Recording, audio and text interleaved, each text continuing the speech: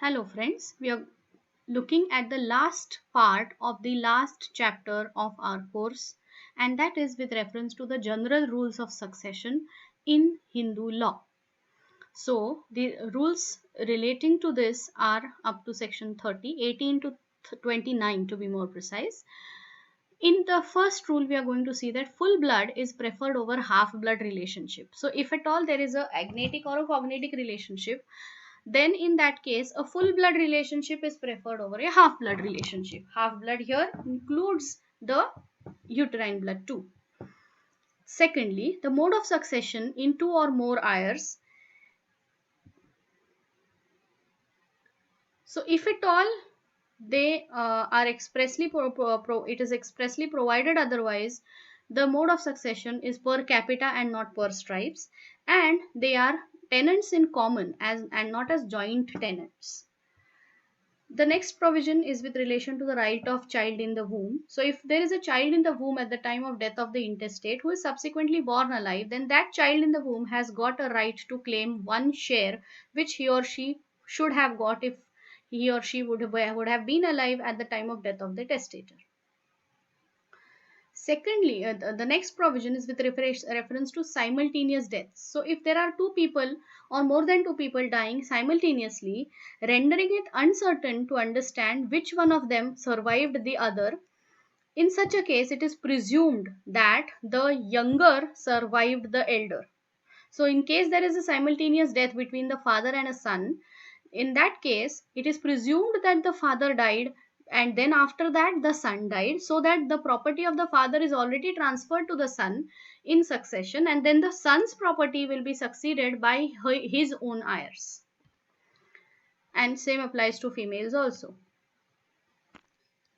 The next provision is with reference to preferential right to acquire property. This is a special right which is created between only the class 1 heirs, because the class 1 heirs take simultaneously, and it may be possible that some person might not be interested in the property but is interested in selling off the property and taking the money. However, if at all the other persons who are in the class 1 are given preference, the property remains within the family members and it is convenient for all. So that is why a preferential right is given to the other members who are in the class 1 of the person's intestate. Uh, this has to be determined, the price of the property has to be determined by the court of competent jurisdiction, and it is not so that just because a person is related or is a class 1 member, he or she should be given preference over others even if others are paying more money. Such a thing will not be accepted. It is only if both are giving the same amount of money that the preference has to be given to the class 1 member. The next provision is with relation to murder or disqualification.